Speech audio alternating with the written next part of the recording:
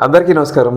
Radio రంభం ఛానల్‌కి స్వాగతం. 1980 ఫిబ్రవరి 2వ తేదీన శంకరాభరణం విడుదలైనప్పుడు మొదటి 4 రోజులు పెద్దగా పట్టించుకోని ప్రేక్షకులు. ఆ తర్వాత ఆ సినిమాకి బ్రహ్మరథం పట్టారు. ఇదంతా హిస్టరీ. అయితే ఆ సినిమా మీద 4, 5 పుస్తకాలొచ్చాయి. ఒకటి దర్శకుడు వంశీ ఫిబ్రవరిలో రిలీజ్ అయితే మార్చిలోనే ఆ పుస్తకానికి సంబంధించిన విశేషాలు అద్భుతంగా రాసి తీసుకొచ్చారు. మళ్ళీ దాదాపు 45 సంవత్సరాల తర్వాత వంశీ ఆ పుస్తకాన్ని మళ్ళీ రిలీజ్ చేశారు. ఆయన పెట్టిన పేరు సరే కె. విశ్వనాథ్ శంకరాభరణం. ఇది ఆయన మార్క్ మనకు కనిపిస్తుంది. అయితే ఈ సినిమాకి సంబంధించి ఆయన 2 భాగాలు చేశారు. ఒకటేమిటంటే మొదటి కథని కొన్ని చాప్టర్స్‌లో చెప్పారు. చిన్నవే. ఇంకా తెల్లవారలేదు, ఆకుపచ్చని జ్ఞాపకాలు, మరచెంబోపాఖ్యానం, దొరకునా ఇటువంటి సేవ. ఇట్లా వేడని తన్మయత్వం గమ్మత్తుగా ఆయన కథలకి పెట్టినట్టు పేర్లు పెట్టి జస్ట్ 2 పేజీల్లో ఆ సీన్‌ని వర్ణించారు. అందులో కీలకమైనటువంటి ముఖ్యమైన డైలాగ్స్‌ని చక్కగా రాశారు. నాకు తెలిసి ఒక చక్కటి స్క్రీన్ ప్లే లాగా మొదటి భాగం ఉంటే, రెండో భాగం అంతా కూడా అది మొదటి భాగం ఒక 90 పేజీలు ఉందండి. రెండో భాగం వచ్చేసి ఒక 60 పేజీలు అనుకుంటే అందులో ప్రొడక్షన్ తాలూకు వివరాలు చెప్పారు. అంటే ఒక సినిమా నిర్మాణం అయినప్పుడు ఒక అంటే ఒక ప్లానింగ్ ఉన్న దర్శకుడు ఏ విధంగా సినిమాని ప్లాన్ చేస్తారు అనేది ఆయన నాకు ఈ రెండో భాగంలో చెప్పారనిపిస్తుంది నిజానికి. ఎందుకంటే ఆయన శంకరాభరణం కథ ఎలా పుట్టింది, దాన్ని ఎలా డెవలప్ చేశారు, దాన్ని ఏ విధంగా టీమ్కి దర్శకుడు విశ్వనాథ్ వినిపించారు, ఆ తర్వాత ఆర్టిస్టులను ఎలా ఫైనలైజ్ చేశారు, ఆర్టిస్టులను ఫైనలైజ్ చేసిన తర్వాత ప్రధానంగా ఇది శాస్త్రీయ సంగీతం బేస్డ్ లేదంటే ఆధారంగా తీశారు కాబట్టి సంగీతానికి చాలా ముఖ్యం ఇచ్చి, సాహిత్యానికి చాలా ప్రాధాన్యత ఇచ్చి, సాహిత్యం సంగీతం కలిపి దాని ట్యూన్స్ ఎలా కట్టారు, రికార్డింగ్ ఎలా జరిగింది, తర్వాత షూటింగ్ పార్ట్కి వచ్చారు ఆయన. షూటింగ్ ఎక్కడెక్కడ జరిపారు, ఎలా ఒక ప్రదేశం నుంచి ఇంకో ప్రదేశానికి వెళ్ళారు, షూటింగ్లో ఉన్న ఇబ్బందులు చాలా చెప్పారు. ఆ తర్వాత ఫైనల్గా ఎడిటింగ్ ఎలా చేశారు, మిక్సింగ్ ఎలా చేశారు, ఇది ఫస్ట్ కాపీ వచ్చిన తర్వాత ఎగ్జిబిటర్స్కి లేదంటే డిస్ట్రిబ్యూటర్స్కి దీన్ని ప్రదర్శించినప్పుడు వాళ్ళ రియాక్షన్ ఎలా ఉంది, ఆ సినిమాని రిలీజ్ చేయటానికి నిర్మాత పడ్డ కష్టాలు, ఒకసారి రిలీజ్ అయిన తర్వాత అది సృష్టించిన ప్రభంజనం, ఇలా అనేక అంశాలన్నీ కూడా ఈ పుస్తకంలో మనకి కనిపించాయి. సరే వంశీ మార్కు చెప్పా కదా, ఆయన మొదట్లో ఆ టైటిల్స్ పెట్టడం అద్భుతంగా, ఆ సీన్స్ని ఏ విధంగా విశ్వనాథ్ గారు రాశారు అని చెప్పారు. ఆకుపచ్చని జ్ఞాపకాలు అన్నారు. అలా తర్వాత ప్రొడక్షన్లోకి వెళ్దాం. ప్రొడక్షన్లోకి వెళ్ళినప్పుడు ఆయన మెయిన్ ఆర్టిస్టులు అంటే సోమయాజులు గారిని ఎలా మనకి పరిచయం చేశారనేది ఆయన చెప్తారు. ఫర్ ఎగ్జాంపుల్ సోమయాజులు గారు మొదటి ఛాయిసా అది ఈయన నిజంగా మెన్షన్ చేయలే. కొంతమంది అంటాం ఏంటంటే అక్కినేని అనుకున్నారు, శివాజీ గణేశన్ అనుకున్నారు, కృష్ణరాజు గారిని యాక్చువల్గా అడిగారు, ఆయన తన ఇమేజ్ని దృష్టిలో పెట్టుకుని ఒప్పుకోలేదని చెప్పి అంటారు. ఇలాంటి పాయింట్స్ రాయలేదు. అలాగే కథకి సంబంధించి ఆయన విశ్వనాథ్ సర్గం సినిమా ఎడిటింగ్ కోసం బాంబేకి వెళ్తుంటే ఆయన ఆ ఫ్లైట్ జర్నీలో లీలగా ఒక సంగీత విద్వాంసుడి కథ అనుకున్నారని, అది అప్పటికే పూర్ణోదయ మూవీ క్రియేషన్స్ తరఫున ఏడిది నాగేశ్వరరావు గారు మీరు నాకు సినిమా చేయాలి అన్నప్పుడు ఆయన ఆ కథని ఫ్లైట్లో ఒక అవుట్లైన్లో రాసుకుని తర్వాత ఈయనతో డిస్కస్ చేసి కథని డెవలప్ చేశారని, వంశీతోటి ఏడిది నాగేశ్వరరావు గారు చిన్న ఏర్లా చెప్పినటువంటి కథ ఇప్పుడు గోదావరిలాగా విస్తరించిందయ్యా అని చెప్పారని, ఇట్లాంటి చాలా చక్కని అంశాలు చెప్పారు. ఆయన వంశీ ఏమంటారంటే ఈ కథని మా యూనిట్ అందరికీ నేరేట్ చేశారు, నిజానికి సినిమా కన్నా గొప్పగా ఆయన విశ్వనాథ్ గారు కథని మాకు చెప్పారు, ఆ సినిమా కన్నా ఎక్కువ అనుభూతి ఇచ్చింది నాకు ఆ కథ అని చెప్పి అంటారు. అదొకటి. తర్వాత నేరేషన్ దాదాపు 15 మంది 20 మంది సమక్షంలో ఆయన స్క్రిప్ట్ని చదివినప్పుడు చెప్పినప్పుడు అందరూ కూడా కాఫీలు ఇచ్చారు కానీ ఎవరు కాఫీలు పట్టించుకోలేదు, టీ ఇచ్చారు పట్టించుకోలేదు, ఆ కళ్ళల్లో అందరి కళ్ళల్లో తడిని నేను చూశానని చెప్పి వంశీ అంటారు. ఇట్లా ఈ విధంగా చాలా అనుభూతులు మనకు తెలియవు కదా, అలా చెప్తారు. అలాగే సోమయాజులు గారిని ఎవరు సజెస్ట్ చేశారంటే, సోమయాజులు గారు, ఏడిది నాగేశ్వరరావు గారు వాళ్ళిద్దరు కాకినాడలో కలిసి నాటకాలు వేశారు. అప్పటికే సోమయాజులు గారు మనందరూ తెలుసు, రమణమూర్తి గారు, జేవి రమణమూర్తి గారి బ్రదర్ ఆయన. వాళ్ళిద్దరు కలిసి కన్యాశుల్కం గొప్పగా ఉండేది. ఈయన రామపంతులు వేసేవారు అనుకుంటా. అలాగే సాంఘిక నాటకాలు నటించేవాళ్ళు. ఆయన దీనికోసం అని చెప్పి ఫస్ట్ స్క్రీన్ టెస్ట్ చేస్తారు కదా, ఆ స్క్రీన్ టెస్ట్ కోసం అని చెప్పి ఆయనకు ఒక పిలకలాంటి తయారు చేసి జుట్టు కత్తిరించి, అలాగే మంజు భార్గవిని అనుకున్నారట. మంజు భార్గవిని అనుకుని ఆ స్క్రీన్ టెస్ట్ చేసినప్పుడు ఒక 400 అడుగుల చిత్రాన్ని వాళ్ళిద్దరినీ యాక్చువల్గా సంగీత విద్వాంసుడిగా ఆయన్ని మేకప్ చేసి ఆయన చేతిలో తంబూరా పెట్టి దాన్ని శృతి చేసి నేర్పించి అలా చేసినప్పుడు ఆయన మొహంలో ఒక తృప్తి కనపడింది అని చెప్పి వంశీ అంటారు. అయితే మంజు భార్గవిని అనుకున్నప్పుడు చాలామంది నమ్మలేదు. ఫస్ట్ ఎవరో కొత్త అమ్మాయి భార్గవి అని చెప్పారు, కానీ తర్వాత మంజు భార్గవి అంటే అందరూ పెదవి ఇచ్చారు. వ్యాంప్ క్యారెక్టర్స్ వేసేటువంటి మంజు భార్గవి ఎలా తీసుకుంటారు అని చెప్పి అన్నారని ఆయన అంటారు. కానీ నేను ఎక్కడో చదివాను, జయప్రద గారు నా డేట్స్ వల్ల ఆ సినిమాని అడ్జస్ట్ చేయలేకపోయాను, ఆ బాధను నేను సర్గంలో నటించడం ద్వారా, అంటే శంకరాభరణం హిందీ వెర్షన్లో నటించడం ద్వారా తీసుకున్నానని చెప్పి ఆవిడ అన్నారు. సో ఇలా కొన్ని కాంట్రడిక్షన్స్ ఈయన చెప్పలేదు, ఇందులో ఉన్న కాంట్రడిక్షన్స్ ఆయన చెప్పలేదు. సరే, ఇది మంజు భార్గవి అలాగే సోమయాజులు గారి గురించి. అప్పుడు ఇండస్ట్రీలో టాక్ ఎలా ఉంది, ఈ కథని సిరిసిరిమో కథ లాంటిది అంటున్నారు. సిరిసిరిమో కథలో ఒక హీరోయిన్ కథ, ఇందులో హీరో 50 ఏళ్ళ వాడుంటే ఎవరు చూస్తారు, ఎవరికి ఇంట్రెస్ట్ ఉంటుంది అన్నారని అంటారు. తర్వాత ముఖ్యమైనది ఈ సినిమాకి మ్యూజిక్, సంగీతం.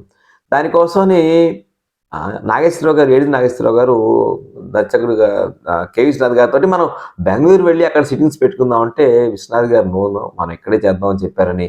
నిజానికి ఆఫీస్ అంటూ ఏమీ లేదు, ఏడిది నాగేశ్వరరావు గారు ఇల్లే ఆ ముందు గది ఉండేది, పెద్ద గది, దాన్ని ఆఫీసుగా మార్చారు.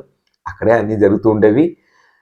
మొదటి రోజు సంగీతానికి సంబంధించి కేవి మహాదేవన్, పోహలేంది అలాగే వేటూరు గారు వచ్చి వేటూరు గారి మొత్తం సీన్ ఆయన ఎక్స్ప్లెయిన్ చేసిన తర్వాత శంకరాభరణం టైటిల్ సాంగ్ ఆయన చెప్పారు. ఓంకారనాదానుసంధానమై గానమో అనేటువంటి పాట వచ్చింది. సో వెంటనే ఓకే చేశారు. ఇవన్నీ కొంచెం చిన్న చిన్న మార్పులు చేశారు. తర్వాత రోజుకో పాట చొప్పున కంపోజ్ చేసుకుంటూ వెళ్ళారు. ఈయన పల్లవి రాయగానే ఆయన ట్యూన్ ఇచ్చేశారు చక్కగా. ఆయన రాసిన దాన్ని మహాదేవన్ మనకి ముందరే ఆయన సాహిత్యం తీసుకుని ట్యూన్ కడతారని తెలుసు కదా, అట్లా వెంటనే కట్టేశారని చెప్పి అంటారు. రోజుకో పాట చెప్పను రాశాక చివరి పాట దొరకనటువంటి సేవ దాన్ని ఆపారు. ఎందుకంటే అప్పుడు మహాదేవన్ గారి డేట్స్ లేవు, అందుకని ఈ పాటలో ట్యూన్స్ వచ్చేసాయి. పోహలేంది గారు పాడేవారట. మహాదేవన్ గారు ఆయన దాన్ని ట్యూన్ కట్టిస్తే పోహలేంది గారు తమిళంలో రాసి ఆయన చూపించి పాడి వినిపించేవారు. అవన్నీ దాన్ని ఆర్కెస్ట్రా అప్పుడు ఇంకా అవ్వలేదు, దాన్ని రికార్డ్ చేసి పెట్టుకుని తర్వాత ఆర్కెస్ట్రా చేయటం అంతా జరిగిందంటారు. సో ఇట్లా ఇది అయిపోయిన తర్వాత నెక్స్ట్ ఆర్టిస్టులు, మిగిలిన ఆర్టిస్టుల్లో అల్లునాలింగ గారు ఆయన తన జీవితంలో టాప్ 10 మూవీస్లో ఇది ఉంటుందని చెప్తారు. గొప్ప పాత్ర అయింది మాధవాచారిగా మనందరికీ తెలుసు. ముఖ్యంగా సోమయాజులు గారి పక్కన ఆయన ఎంత బాగా, అంటే శంకర్ శాస్త్రి క్యారెక్టర్ని మ్యాచ్ చేసేటువంటి క్యారెక్టర్ మాధవాచారి, ఈయన అద్భుతంగా పోషించడం. సో ఆయనలో ఉన్న ఆ వైవిధ్యాన్ని అంతా కూడా ఎంత బాగా చూపించారు. జంజాల నిజంగా ఈ సినిమాకి డైలాగులు రాసినప్పుడు జంజాల మిగిలిన సినిమాకి చాలా అలవోగ్గా రాసేవాళ్ళు, కానీ జంజాల కొంచెం టైం తీసుకున్నారు ఈ సినిమాకి రాయటానికి అని చెప్పి ఆయన అంటారు. బాలు మహేంద్ర ఆయన కొంత ఛాయాగ్రహణం చేసిన తర్వాత ఆయన కస్తూరి ఆయన అసిస్టెంట్కి ఇచ్చారు. ఆయన వేరే సినిమాకి వెళ్లాల్సి రావడంతో అది నిర్మాత దర్శకులు ఇద్దరు కూడా ఒప్పుకున్నారు దానికి. ఇలాంటి అనేక అంశాలు మనకి ఈ సినిమాలో మనకు అనిపిస్తాయి. షూటింగ్ వచ్చేటప్పటికి వీళ్ళందరూ జూలై 22, 23, 1979లో బయలుదేరినప్పుడు హౌరా మెహిల్లో జనగా ప్రొడక్షన్ వాళ్ళందరూ ఒక కంపార్ట్మెంట్లో ఉన్నప్పుడు ఏ రకమైన గొడవలు జరుగుతాయి. టైలరింగ్ డిపార్ట్మెంట్ వాళ్ళందరూ వాళ్ళ బాక్సులు ఉంటాయి, బట్టలు అవి ఉన్నవి, దాని మీద ప్యాకెట్ ఆడేస్తారు, నిద్రపోనివారు, ఇట్లాంటి హంగామా అంతా చెప్తారు ఆయన. అలాగే షూటింగ్ చేసేటప్పుడు ఒక గ్రామంలో వీరన్న అనేటువంటి ఆయన ఇల్లు తీసుకున్నప్పుడు వాళ్ళు చాలా బాధపడ్డారు. మేము షూటింగ్ మూర్తి చేసి బయటికి వెళ్ళిపోతుంటే వాళ్ళందరూ ఫోటోలు తీశారు అక్కడ అని చెప్తారు. అలాగే ఈ సినిమాలో టైటిల్స్ కోసం చెప్పని గోదావరి లోపలికి వెళ్ళి షూట్ చేశాము. అప్పుడే పోలవరంలో శంకర్ శాస్త్రి కూతురికి సంగీతం నేర్పిస్తున్నటువంటి దృశ్యం కోసం సెట్ వేశారు తోటతరణి గారు. ఆ సెట్ కాస్త నెక్స్ట్ డే పాడైపోతే మళ్ళీ ఇంకెక్కడో తీసాము. ఇట్లాంటి షూటింగ్ అనుభవాలు కూడా ఆయన చాలా చెప్తారు. తర్వాత అన్నవరంలో ఎక్స్టెన్స్గా తీస్తారు. అన్నవరంలో కళ్యాణ మంటపం సినిమా తర్వాత అన్నవరంలో అంత అన్ని రోజులు తీసిన సినిమా అని చెప్తారు. పోలవరంలో తీశారు. రాజమండ్రిలో చివరికి దొరకనటువంటి సేవ ఈ సినిమా ఈ పాట తీస్తున్నప్పుడు ఆ పాట రాసినప్పుడు వేటూరి గారు ఆయన హాస్పిటల్లో ఉన్నారు. వేటూరి గారు హాస్పిటల్లో ఉంటే దొరకనటువంటి సేవ నీ పద రాజీవ నిర్వాణ దానికి ఫస్ట్ ఈ త్యాగరాజ కృతి అయ్యా పల్లవి, తర్వాత నేను చెప్తాను రాసుకున్న తర్వాత మధ్యలో గోపాల బాల కూడా వస్తుంటే అది సినిమా కథ చెప్పిన తర్వాత అది వద్దు ఆ చరణం మారుస్తా అని వేటూరి మార్చారట. వేటూరి నేను పోతే పోతాను ఈ పాట ఒకటి రాసి నేను పోతే చాలు అని వంశీతో అనేవాళ్ళట. ఇలాంటి జ్ఞాపకాలు ఆయన చాలా చెప్పారు. అలాగే బాలసుబ్రహ్మణ్యం ఈ పాటలు మొదటగా ఆయన ఒప్పుకోలేదు, కానీ పోలేందు ఒప్పించారు. అలాగే బాలసుబ్రహ్మణ్యం ఈ పాటలు పాడినన్నాళ్ళు కూడా వేరే సినిమాల పాటలు ఆయన పాడలేదు. ఈ పాటల్ని ప్లే చేసినప్పుడు చాలామంది ఆశ్చర్యపోయారు, ఏమిటి ఇది పాడింది బాలసుబ్రహ్మణ్యం అని చెప్పి ఆశ్చర్యపోయారు. మొదటి పాట శంకరాభరణం టైటిల్ ఓంకారం నాదాని సంధానం ఈ పాట ఉంది కదా, అందులో జానకి మీరు గమనిస్తే చిన్న హమ్మింగ్ లాగా ఉంటుంది. మొదట ఆడు ఒప్పుకోలేదు, బాలుగారు అలా కాదన్నా మీరు పాడాలి అని చెప్పి ఒప్పించారట. తర్వాత సామజవరం నా పాట విని నాకు అద్భుతమైన పాట ఇచ్చారా అని చెప్పి అన్నట. అలాగే ఒక చోట వాణి జయరాం గారు ఒక హమ్మింగ్ అది ఇవ్వాల్సి వస్తే అప్పటికప్పుడు వాణి జయరాం గారికి ఫోన్ చేసి రేపటి లోపల మీరు ఎట్లన్నా పాడి పంపించమ్మా, ఇది చిన్న హమ్మింగ్ ఒకటి కావాలి. మహాదేవన్ గారు ఆయన చేసే పరిస్థితి లేదని చెప్పి అంటే ఆయన బిజీగా ఉంటున్నారు. అప్పుడు కూడా ఆవిడ ఇలాంటి కొన్ని డిస్ప్యూట్స్ ఇందులో లేదని మిగిలిన చోట్ల మనకి దొరికాయి. చివరిగా హలిబీడు ఆ బేలూరు దగ్గర షూట్ చేసినప్పుడు అప్పుడు కష్టాలు ఎలా ఉండేవో కూడా మనకి ఇందులో వంశీ చెప్తారు. చివరిగా సినిమా అంతా రిలీజ్ అయ్యి ఫస్ట్ కాపీ జనవరి 26, 1980 విడుదలైనప్పుడు దాదాపుగా 100 మందికి ప్రదర్శించారు. ఎగ్జిబిటర్స్కి, బయ్యర్స్కి, డిస్ట్రిబ్యూటర్స్కి ఎవరూ ముందుకు రాకపోతే లక్ష్మీ ఫిలిమ్స్ పక్షాన లింగమూర్తి గారు వచ్చి నేను కొంటాను, నేను తీసుకుంటానని ఆయన చాలామందిని ఒప్పించి చివరికి నిర్మాత 2 గుంటూరును, ఈస్ట్ గోదావరి ఆయన ఉంచుకున్నారు. అలాగే మెడ్రాస్లో ఈ సినిమాని డైరెక్ట్గా రిలీజ్ చేస్తారు. తమిళనాడు అంతా కూడా తెలుగు వెర్షనే నడిచింది. తర్వాత మలయాళం రైట్స్, తమిళ రైట్స్ మనోరమ గారు తీసుకున్నారు. అంటే మలయాళం ఏం చేశారంటే డబ్ చేసి పాటలు మాత్రం తెలుగులో ఉంచేశారు. ఇట్లా ఎక్కడ మొదటిసారి ఇది ఈయన రాయలేదు. రాయల్ థియేటర్లో ఎందుకు వచ్చిందా అని అనుకున్నాను ఆ సినిమా అప్పుడు. రాయల్ సినిమాలో రావటానికి కారణం వీళ్ళు తీసుకున్నారు. ఎవరంటే మన రాయశ్రీ పిక్చర్స్ వారు తీసుకున్నారు. రాయశ్రీ పిక్చర్స్ వాళ్ళ సినిమాలని రాయల్ టాకీస్ హైదరాబాద్లో వచ్చేవి. ఈ సినిమా నాకు బాగా గుర్తప్పుడు నేను 1980 అంటే డిగ్రీ 2వ సంవత్సరంలో ఉన్నాను, నేను సెకండ్ ఇయర్. సో మొదటి 4 రోజులు పెద్ద టాక్ రాదు, కానీ తర్వాత రాయల్ థియేటర్ అంతా కలకలాడుతుండేది. ఎప్పుడు హిందీ సినిమా ఆడే చోట ఒక తెలుగు సినిమా ఆడటం అనేది చాలా ఆశ్చర్యకరం. అందులో 216 రోజులు నడిచినటువంటి సినిమా శంకరాభరణం తర్వాత సరే అది 6 కేంద్రాల్లో 175 రోజులు నడిచింది. ఎక్కడెక్కడో కొచ్చి లాంటి చోట సంవత్సరం పైగా నడిచింది. ఈ రికార్డ్స్ చాలా ఉన్నాయి. నాకు తెలిసి బాహుబలి వచ్చే వరకు తెలుగు సినిమా గొప్పతనాన్ని చాటి చెప్పిన ఏకైక సినిమా శంకరాభరణం. అంటే ఈ 70 ఏళ్ల చరిత్రలో బాహుబలి కమర్షియల్ అనుకుందాం, శంకరాభరణం క్రేజ్ కన్నా శంకరాభరణం జనాలలో ఒక ఆర్తిని క్రియేట్ చేసింది. అది ఎక్కడన్నా అందులో చాలా కథలు చెప్పారు. ఫర్ ఎగ్జాంపుల్ ఢిల్లీలో అక్కడ స్క్రీన్ చేసినప్పుడు ఏడి నాగేశ్వరరావు గారు నాకు తెలిసినప్పుడు ఆపరేటర్ నమస్కారం పెట్టేట. హైదరాబాద్లో ఆటో డ్రైవరు అయ్యా మీ దగ్గర నేను డబ్బులు తీసుకున్నట్ట. రాజమండ్రిలో 2 రిక్షా వాళ్ళు పందెం వేసుకున్నట్ట శంకరాభరణం సినిమా. అలాంటి చాలా ఎనెక్డోట్స్ బయట చాలా వచ్చాయి. కానీ నాకు నచ్చింది ఏంటంటే వంశీ అద్భుతంగా ఈ సినిమా స్క్రీన్ ప్లేని ఎంత బాగా రాశారు. ఆశయం ఆకృతి దాల్చింది. చిన్న 2 లైన్లు చెప్తాను. శాస్త్రి దైనందిన జీవితంలో ప్రతి అవసరం శంకరం లేకుండా కష్టం అనిపించేంతగా శంకరం ఆ ఇంట్లో నాటుకుపోయాడు. ఆ దినం ఉదయం రేవు దగ్గర తన కుటీరంలో నుంచి బయటకు వచ్చి నిరీక్షిస్తుంది తులసి. కాసేపటికి ఆమె కళ్ళల్లో ఓ మెరుపు మెరిసింది.